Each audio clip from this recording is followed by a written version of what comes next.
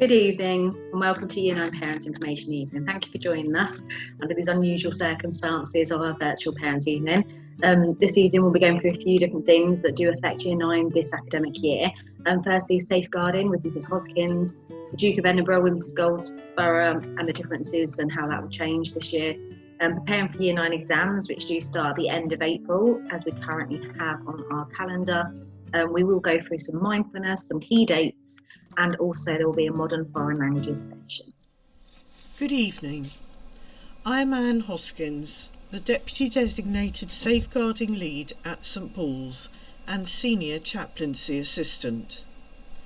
We would just like to offer a few brief updates regarding safeguarding, which we have already offered to our Year 9 students in school. The areas of current concern nationally continue to remain similar to those of previous years.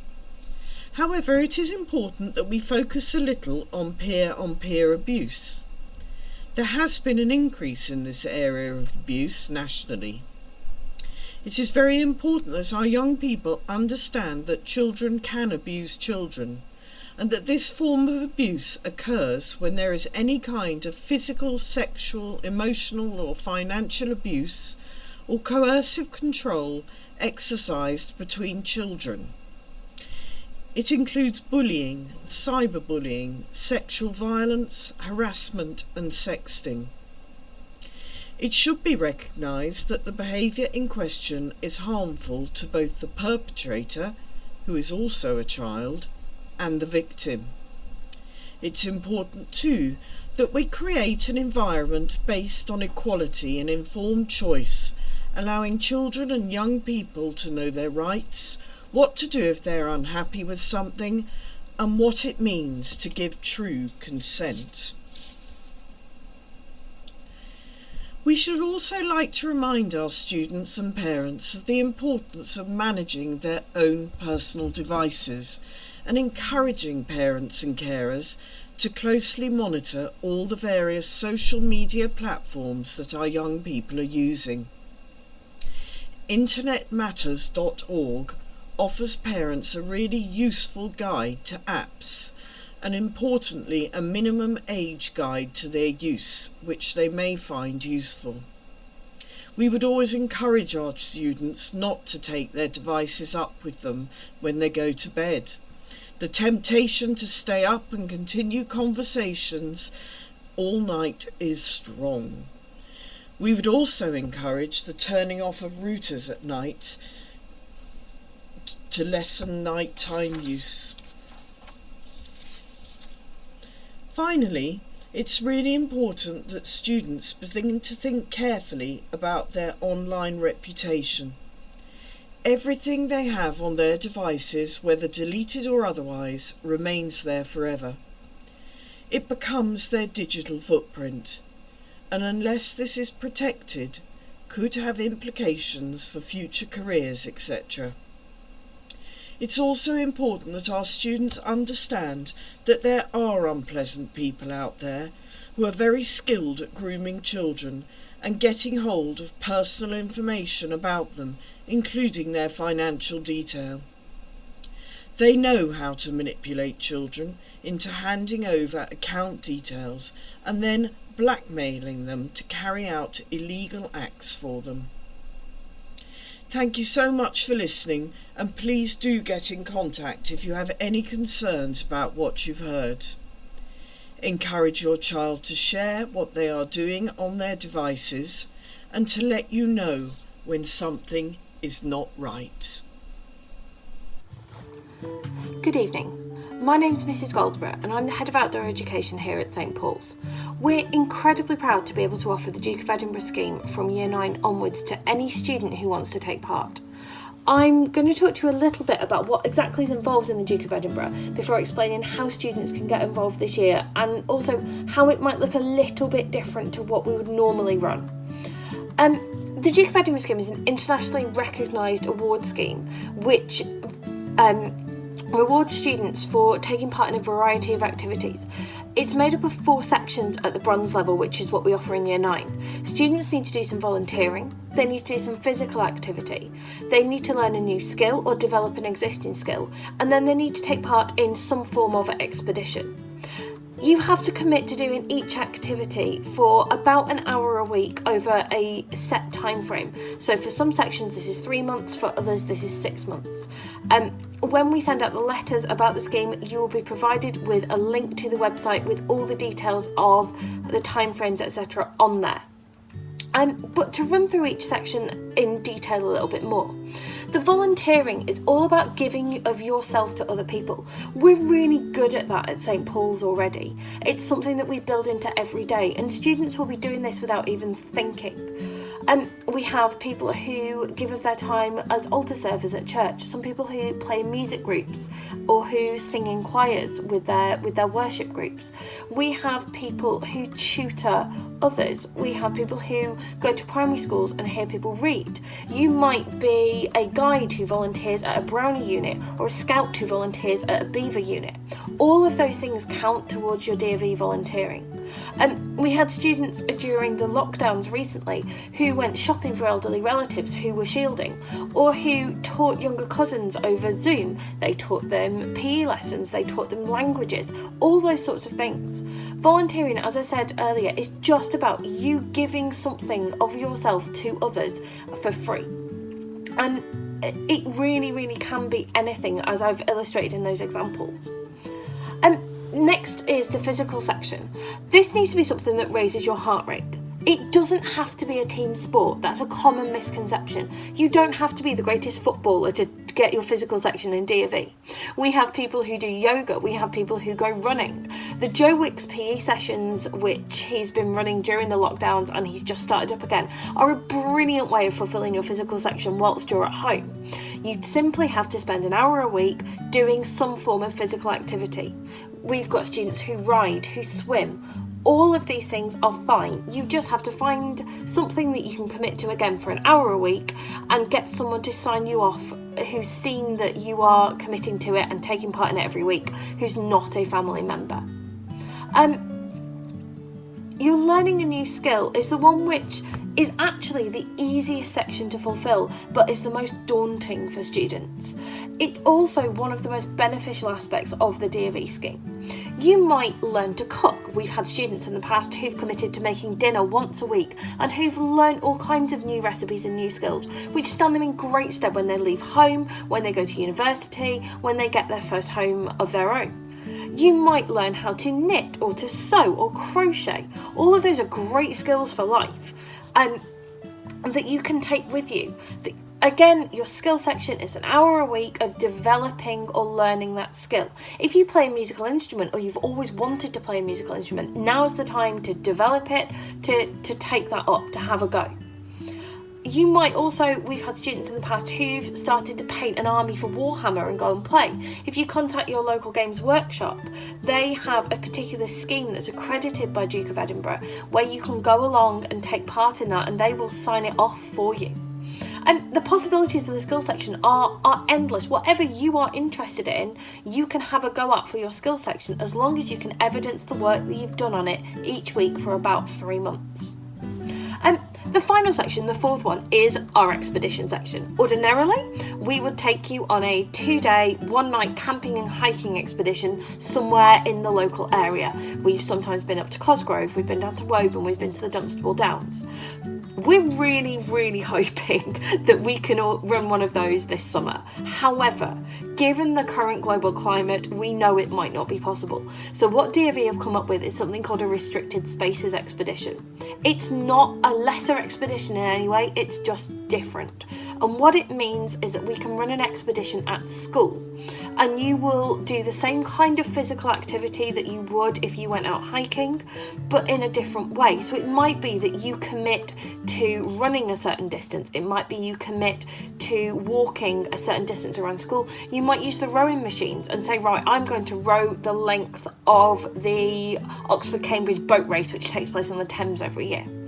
We're going to look at different options for you to fulfil that expedition section in a safe, COVID secure way.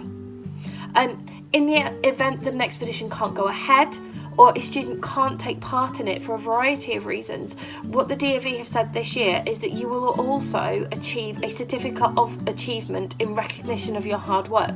So if you do complete your volunteering, your physical and your skill sections, you will get that certificate which shows the commitment that you put in and the time and the effort you put in, and recognises that.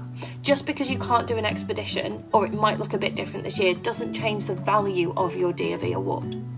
So, moving forward, letters are going to be coming out to parents in the next few weeks explaining how you can sign up to the scheme, what exactly is involved and all the costs, and also what our plan is at that point for the expedition. Obviously, that comes with the caveat that might have to change given the constantly changing world that we live in at the moment. But those will be coming out. Please do talk to your child about them, talk about the opportunity that this is and what a great chance it is to get involved in this scheme. I'm going to be in the live Q&A at the end of this, so if you do have any questions, please do put them to me through the chat. But thank you for your time. So we are now going to talk about revision. The first thing is you must begin to revise now. Please don't put it off, please don't make excuses. This is the time to do it. I must begin revision. So the reason why I'm saying that you need to start early is the good old saying of an early bird catches the worm. This way you are going to be less stressed, more prepared. You can study at your own pace, which again causes that less stress sort of feeling and the less worry. You will go into that exam feeling confident and fully prepared. You will also have a lot of time to prepare and explore different revision techniques. Over the coming weeks, we will be sharing these different revision techniques, but you need to explore them, see if they do work for you and if they don't, because we're not all the same. Some learning methods are really useful for some of us and other learning methods are useful for others. But also, if you are revising something or going over something and you realise that you have a misconception or you're not entirely sure on a revision topic, you can seek help. I spoke to you a lot this year about our support networks, and with revision we have a support network of our parents, our family, but our teachers as well. You can seek help through your teachers, through your parents, through your friends, and we need to make sure we do that. If you leave it all to the last minute, you're not going to gain the right amount of knowledge in order to be as successful as you can be. So the sooner you start, the sooner you will remember, because you'll have that time to revisit, and therefore you will be able to be as successful as you can be in the exams. So the first step then is to make a plan. You need to know what topics you are going to revise in each of your subjects, work out how much time you are going to have to spend on each of those, and then make a revision timetable. Now I suggest that you make 2 revision timetables, exact same but 2 copies. The reason being is one needs to go into your revision space, which we'll talk about in a minute, but the other needs to go into a public area.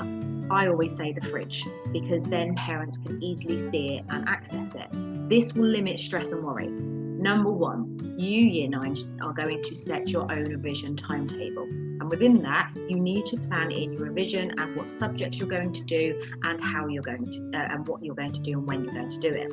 And secondly, you need to plan in your downtime, because I would still expect you to have time to, in normal times, where COVID isn't around, where you'd hang out with your friends or go to your football club or whatever it is that you do to unwind and de-stress.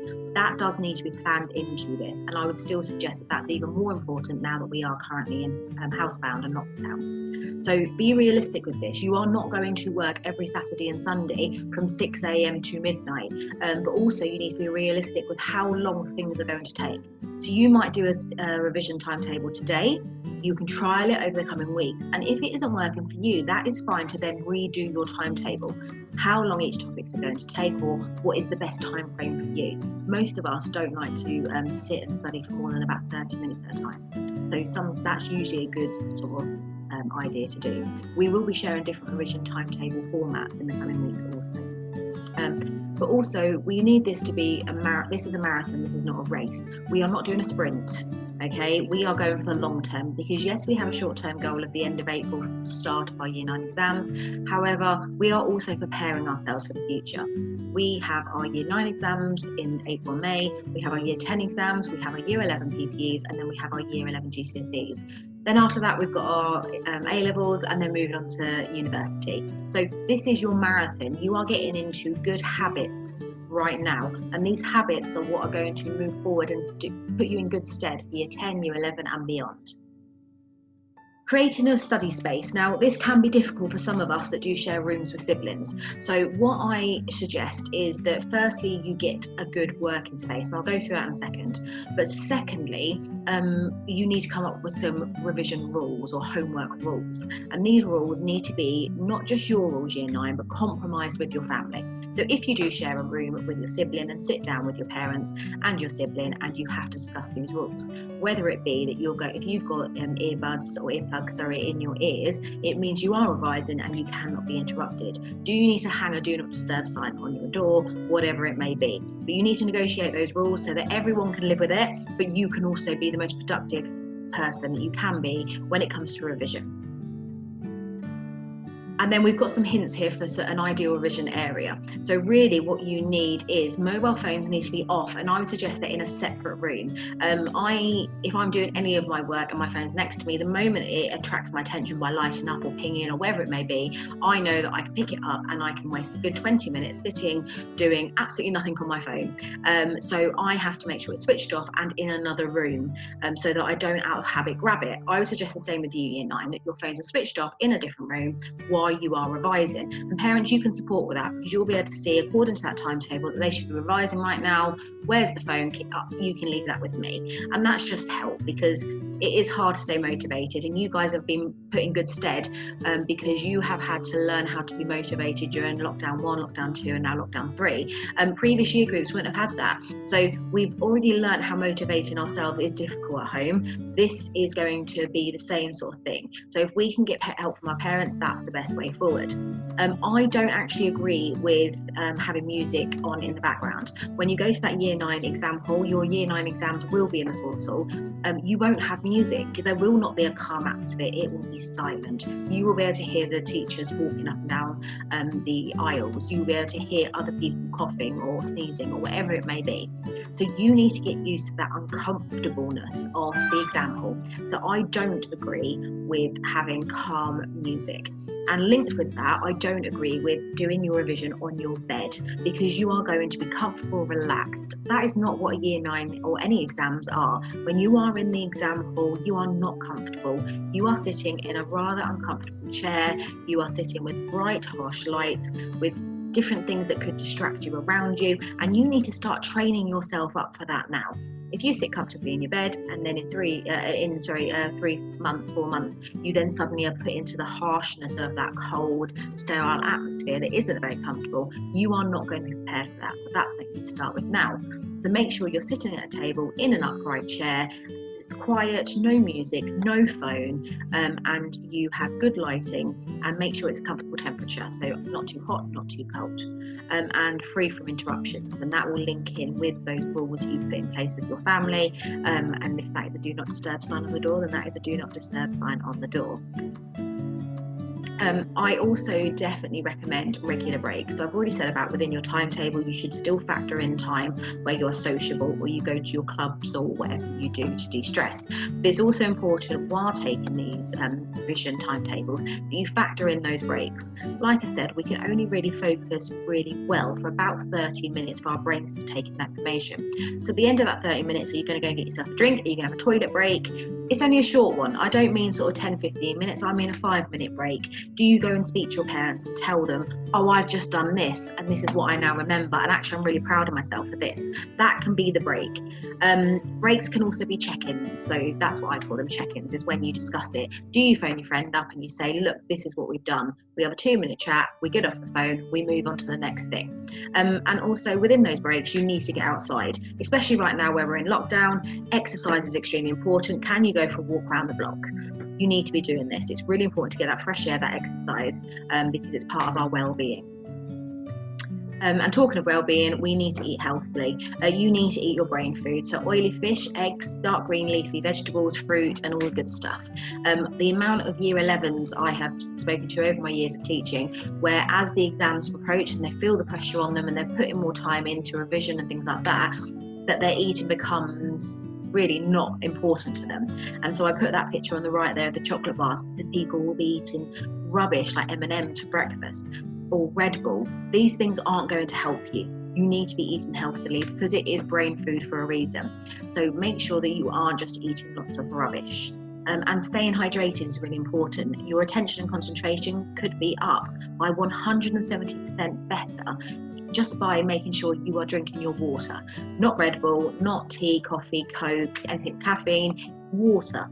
So as part of your revision materials, yes, you need your exercise books, yes, you need your pencils or your laptop, but you also need your water bottle. It's really important.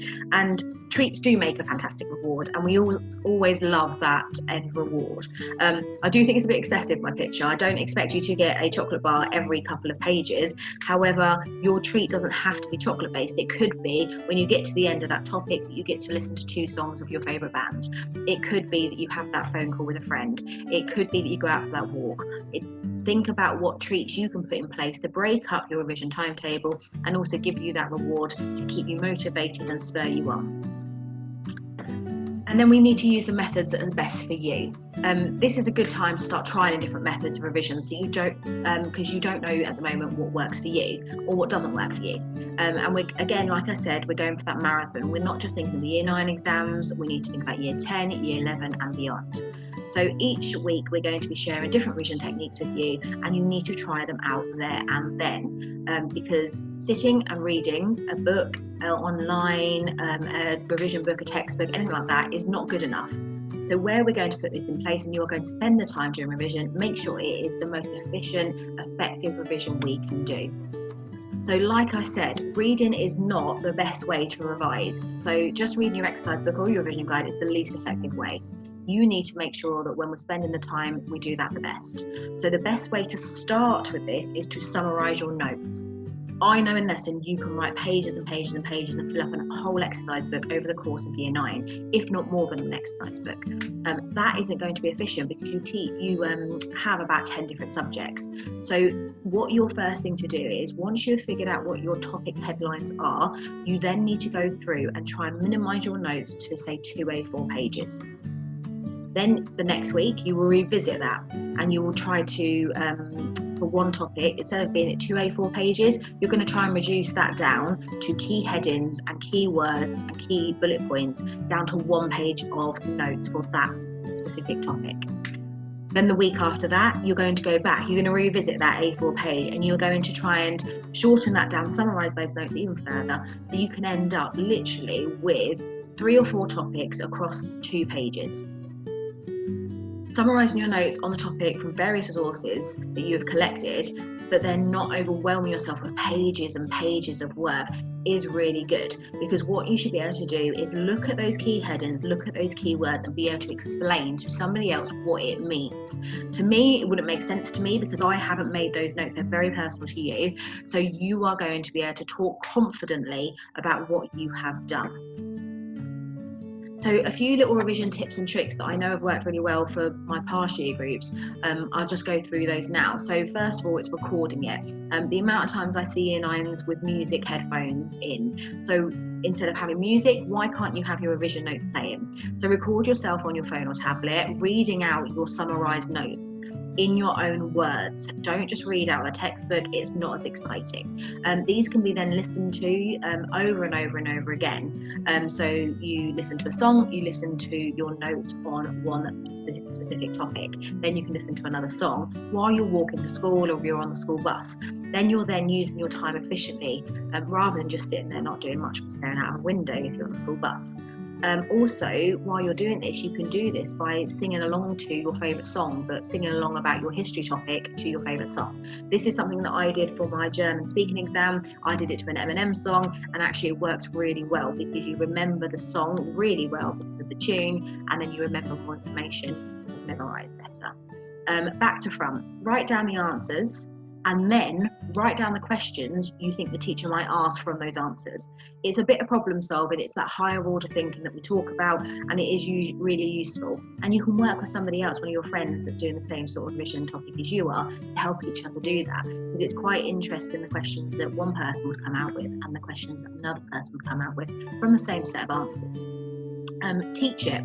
Once you have come up with your key facts or you've summarised your notes and you want to discuss those notes and share your knowledge, is teaching someone what you have learned, whether that be your parents, your siblings or a friend. It can work really well. So you could pair up with a friend, you could go through something that you have been revising and those summarised notes, talk them through it, and then they could do the same back to you. Then that way you are both learning. What's also really good about that is then you, as the student, will ask the teacher some questions. And that's really good because it will pick holes in the knowledge that you're missing, and it will help you learn further because you're breaking down your knowledge to be able to explain to somebody else.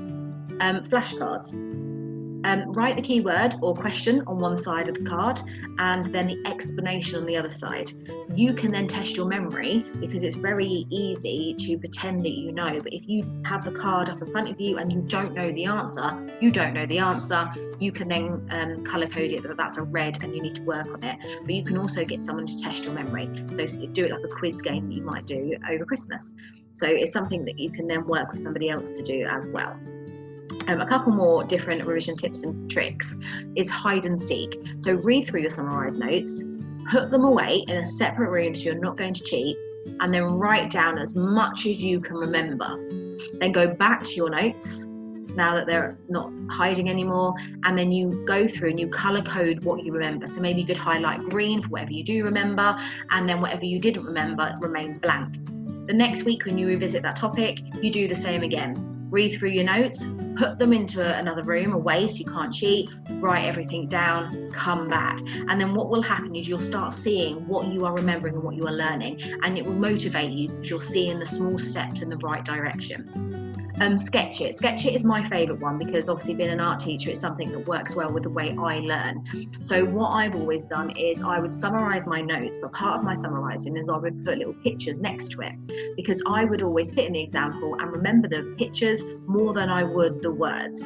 It isn't about your drawing skills, it's about you linking an image to what you are learning. So the way that I used it really successfully again was within my German speaking exam. You were allowed to take in some flashcards with you, but you weren't allowed to have lots and lots of writing on it. So I drew pictures, and actually I found that really successful. That practice and repetition with using images rather than lots and lots of words was really good.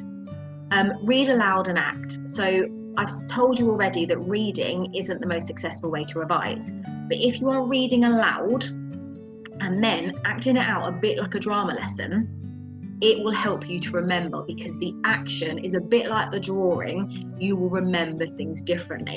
And again, that's something you could do with a friend, maybe over Zoom or Teams or something like that, where you talk and as you're talking, you're acting it out like in a drama lesson because you'll remember the funny things you do far more than just reading a boring Post-its.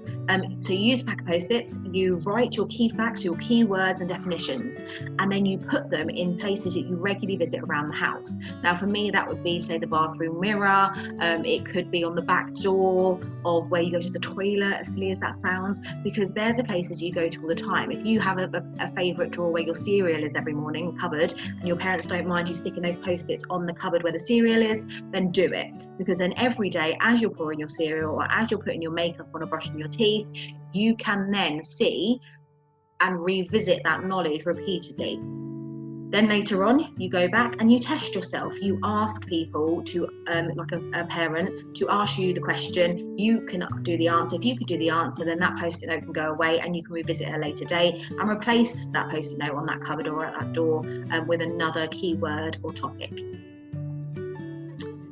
Bite Size is an amazing resource, and this is a video of students who do really well in the GCSEs and A-levels sharing what they feel are really good revision techniques. So I thought that would help because I always find that a teacher talking to you isn't always as successful as seeing one of your somebody your own age, one of your peers, discussing their successes. And then parents, how you can help is when they are doing that revision timetable, you need to help them agree a balance between work and social life, and then help them to stick to that agreement. We always have two types of students. One student that wants to do too much revision and then will burn themselves out, and parents, you need to intervene at that time and book in that relaxation time, make them go out for a walk, wherever it may be. And then we have the other student who doesn't feel that they're doing quite enough. By all means, if you have any concerns, please do ask us if you feel that a student is doing too little or too much. Your mentor is really good at being able to advise on that. You need to help your child to prioritise. So this may be a new skill that they're learning in this context. So if they start becoming really successful at algebra, then algebra doesn't need to be a topic that they are revisiting regularly. That can then be placed to the side so that a new topic in maths could then be put in that place. What we have a habit to do as humans is, because they find something easy, in this case say algebra, they will keep revisiting what they find easy because they feel confident in it. So helping them prioritise what they're not so confident in, and having that struggle, unfortunately, and motivating themselves to go through that struggle is really good. If a problem does arise, try to find out what exactly is causing the problem. It is stressful, it is hard.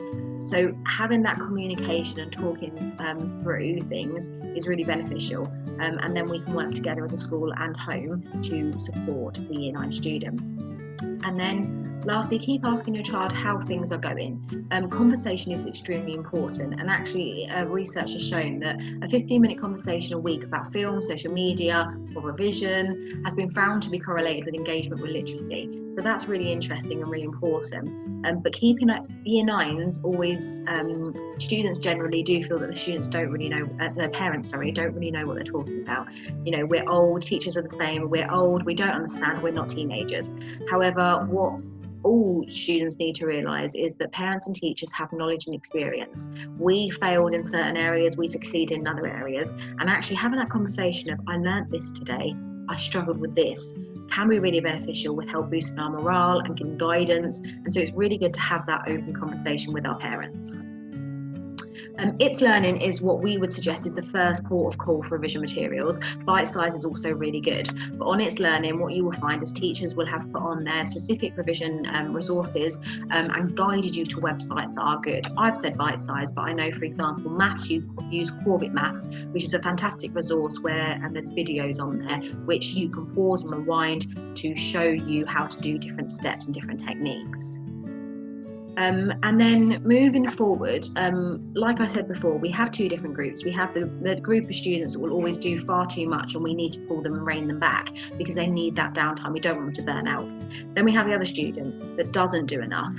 But then as the time approaches can obviously get stressed and worried that they haven't done enough and they're not prepared enough, and then they have worry and anxiety about it. So what we tend to do at St Paul's is we would advise mindfulness for all students, because it does help us to prioritise and realise what is worrying, what is stressing us, and help us to manage that. So this is a management technique. So just like I've said, you need to eat right, you need to rest, you need to relax. Mindfulness helps with that, and that could be one of the breaks that you put into your timetable for your revision.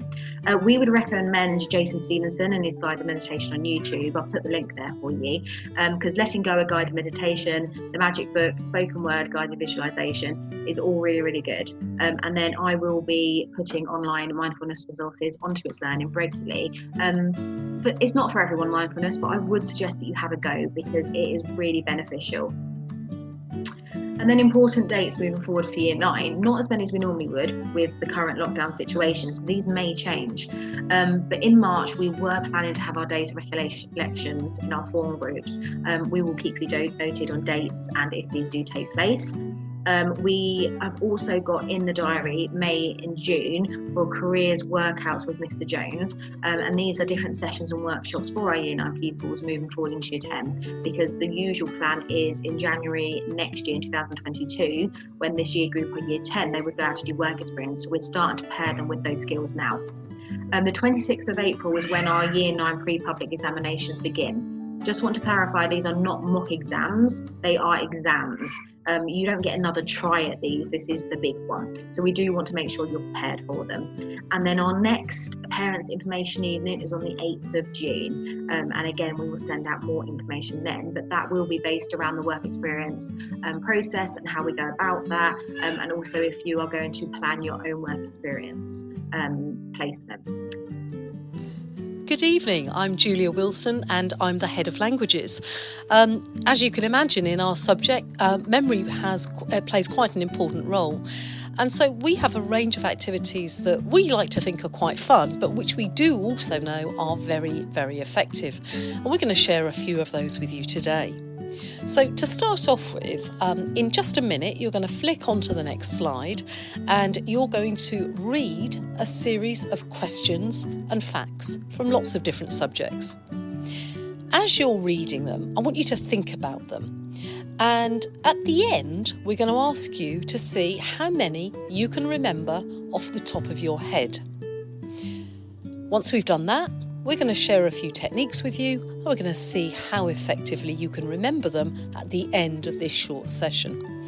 So your next step is to flick onto the next slide and to read your facts. I'll see you there. Okay, well, here are your facts. I'd like you to do your very best using any techniques that you spring to your mind about how to memorise these. There's quite a lot there. There's some that are more challenging than others, and it's really for you to see the difference between where you are now without having learnt the techniques, and then at the end of this session to see what difference the techniques made and their impact on your ability to recall things. So take as much time as you want looking at these facts, just speaking them out loud, trying to remember them, and then I'll see you on the next slide where we're going to spend quite a bit of time going through one of our most fun and effective activities for memorising facts. I'll see you on the next slide. Take your time.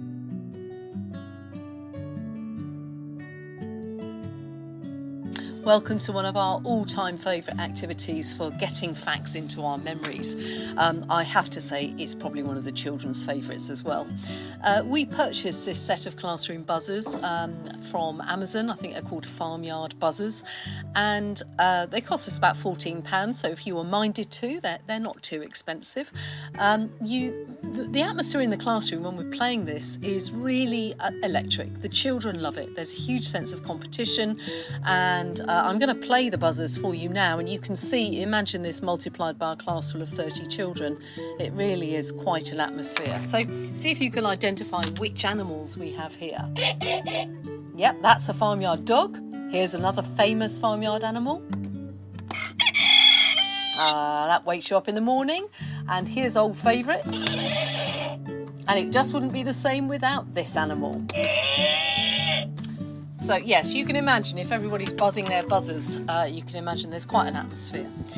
However, on a serious note, as teachers, we love this activity because for as long as the children want to keep playing it, they are, of course, getting the practice they need to embed it in their longer term memory.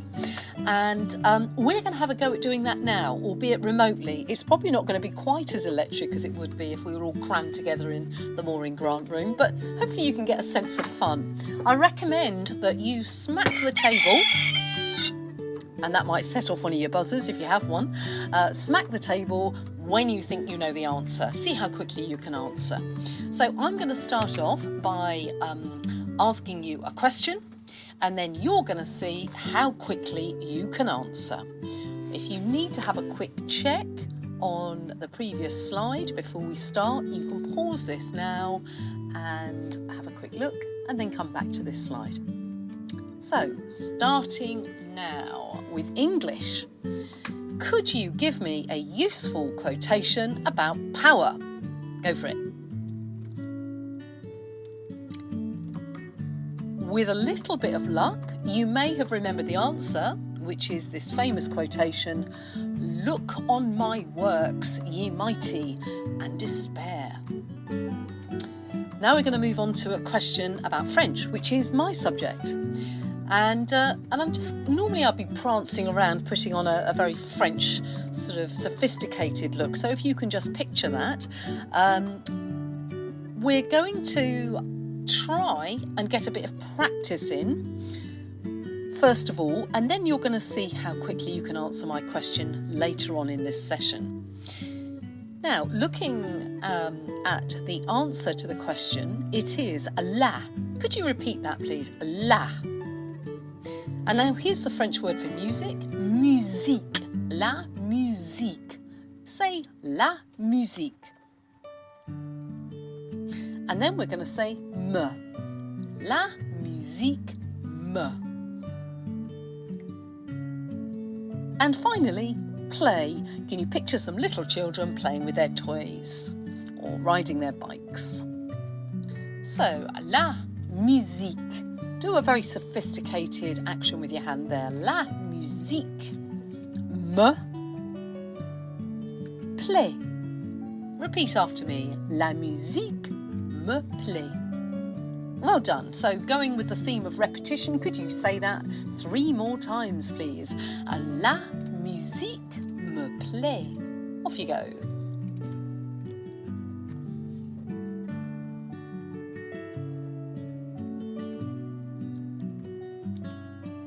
Well done. Hopefully you said la musique me plaît. Literally, that means the music me pleases. But we'd translate it as I like music. So listen out for that question later. I just wanted to give you a bit of practice with the pronunciation. So anyway, could you just very quickly tell me a useful quotation about power again? Say that quotation. And hopefully you said something like, "Look on my works, ye mighty, and despair." So now we're going to have a quick look at how a famous scientist, J.J. Thomson, viewed an atom.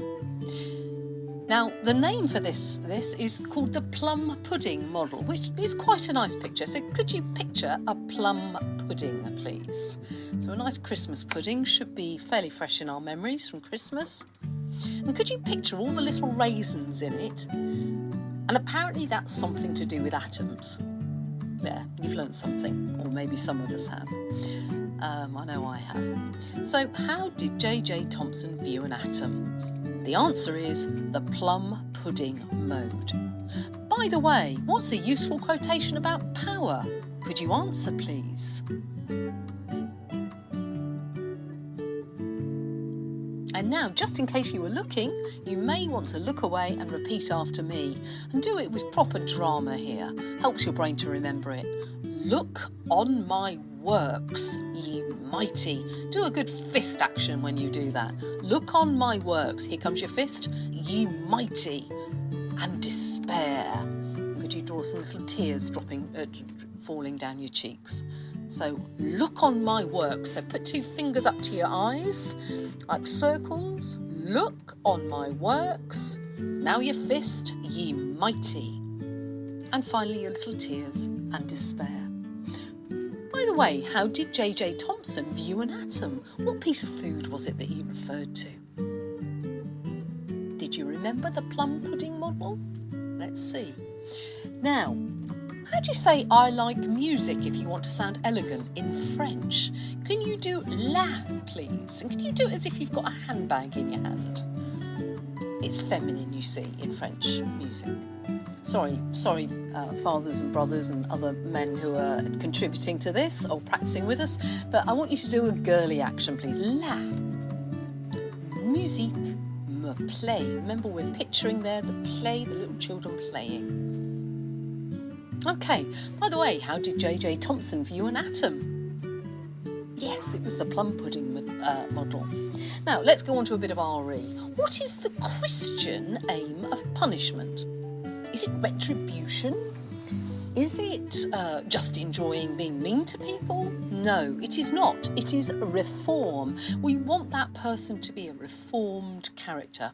It's for rehabilitation. It's to make them a useful member of society. So the Christian aim of punishment is reform. Right, let's go to the top. What is a useful quotation about power? Now bring your fingers up to your eyes and turn them into spectacles. Look on my works. And now your fist. What's the word that goes with your fist? Yep, ye mighty. And then your little tears dropping down your cheeks. And despair. Look on my works, ye mighty, and despair. Without looking, how did J.J. Thomson view an atom? Yes, the plum pudding model. And by the way, what's the Christian aim of punishment? Yes, indeed, it's reform. And now finally, 4 words. I like music. Get your handbags out. La musique. And can you do some actions that make you look French when you do that? Musique. My arms are gesticulating all over the place. Me tap your head, me. And then little children, what are they doing? Play. Well done. La musique me plaît. Okay, now we're going to history, and we're going to remember one fact about history. Namely, can you name one effect of the 1929 stock market crash? Now I'm going to ask you to picture long lines of people queuing around the banks in New York, up and down the pavements. So one effect of the 1929 stock market crash was everybody emptied their bank accounts. So we'll picture people queuing up around the block, and then people as they're leaving the banks with big black sacks full of cash. So everyone emptied their bank accounts. And now we're on to our final fact, geography. Goodness knows, I hope we've got some geographers amongst us. Infiltration versus percolation. Right, can you picture the surface of some ground? Good. And now can you picture the soil underneath it? So we've got the surface, maybe with a few plants growing out of it, the top of the soil, and infiltration is going into the soil, from the surface to the soil. And then percolation is from the soil deeper still into the rock. So infiltration goes from the surface into the soil, and percolation goes deeper yet, soil to rock. Surface to soil, soil to rock. Okay, what's the Christian aim of punishment, folks? Did you get reform? Well done if you did. How did J.J. Thomson view an atom? Yum, yum, yum is what I'm thinking. Yes, he had it as the plum pudding model. Remember, PP, plum pudding model. Okay, and thinking about power, could you put your fingers up to your eyes and turn them into spectacles, please? Look on my works. Now your fist, ye mighty. Tears falling down your cheeks and despair. Look on my works, ye mighty, and despair. Okay, infiltration versus percolation. Think about surface, soil, and then what? Okay, anybody want to say I like music in an elegant way? Handbags out. La. And then musique. Then tap your head, me. And what do children do? Play. La musique me plaît. What happened in 1929 after the stock market crash? Picture those people. Who's leaving the banks? What have they just done? Yes, they have indeed emptied their bank accounts. Right, now let's ask those questions one more time. Make sure you're not looking at the answers. This is now for you to see how many you remember. Count on each finger the ones you get right. English. What is a useful quotation about power? Say it now.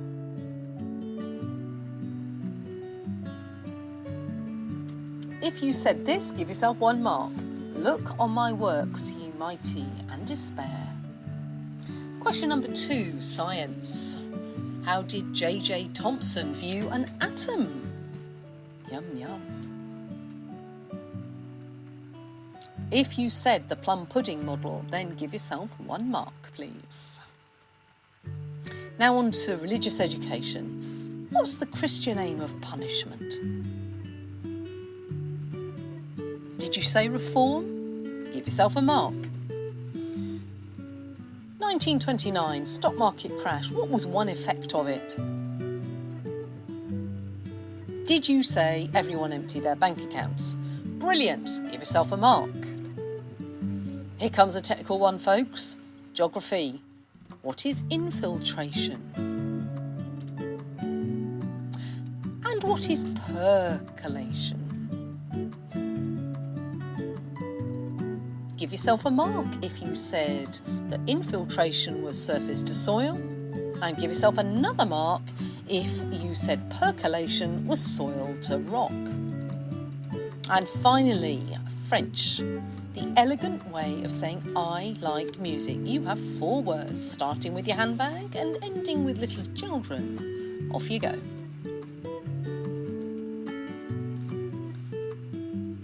Did you say la musique me plaît? If you did, give yourself a mark. Well done. Now, in a minute, we're going to move on to the next slide where we're going to learn about ping pong. And hopefully you're going to remember these facts a little bit more quickly. But hopefully you there saw the effect of memorising, of repeating things and going over them a few times actively. Okay, I'll join you on the next slide for ping pong. Right, ping pong. So, this is a quick fire thing where we end up basically putting people under pressure, just 2 of you working together, where one of you is asking the questions and the other is coming back with the answer. So you can see on this slide we've put one of our questions up there. Christian aim of punishment is what person number A will say, and person B will say reform, because of course it's all in your head now after you've done all that practice. So here are some questions, see how quickly you come back. So, can you give me a useful question about power, please? Go. How did J.J. Thomson view an atom? Go. What's the Christian aim of punishment? Go. Tell me one effect of the 1929 stock market crash, please. Folks, what is infiltration versus percolation? 2 marks here if you get it right. And finally, can I have an elegant version of I like music? Go. Okay, now if there's 2 of you there, I'm going to suggest that somebody else answers the questions now. So here they are again. Can you give me a useful quotation about power, please? And how did J.J. Thomson view an atom? What's the Christian aim of punishment? Can you tell me one effect of the 1929 stock market crash? What's infiltration versus percolation? And now, the elegant version of I like music. 4 words. Go.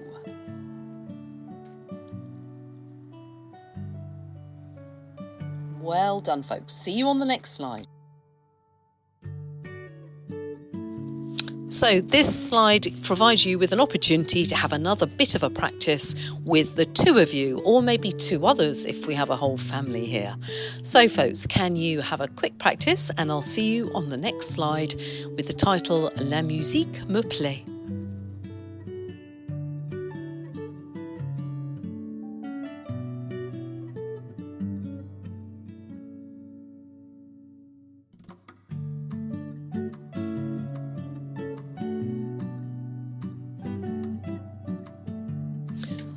So welcome to the slide with La musique me plaît at the top. You can see here another technique that we absolutely love, which is called a visual representation. Now, the way this works is that we think of things that I did kind of touch with you that help our brain to find other clues. It's where you give it other things to think about that reinforce the memory. So do you remember I was saying handbag, because it's a very girly word, la. And, you know, the more camp we can play it, the better, really. It helps the brain to remember when we do something dramatically. So there's your handbag that is linked to la. And then do you see musique? So I want you to remember the sound of that. Musique. Musique. And then I want you to tap your head, but there isn't a picture there of that. It's a physical thing, and tap your head, and you're going to go ma. Could you say that now? Ma. So, la is your handbag. Musique, music. Me means me. Me And then there's some children playing. Play. La musique me plaît. Could you repeat, please? Off you go. Fantastic. So there is your visual representation for something that's really quite complex unless you happen to speak French. If you can move on to the next slide, please, where you'll see another picture representing the atom.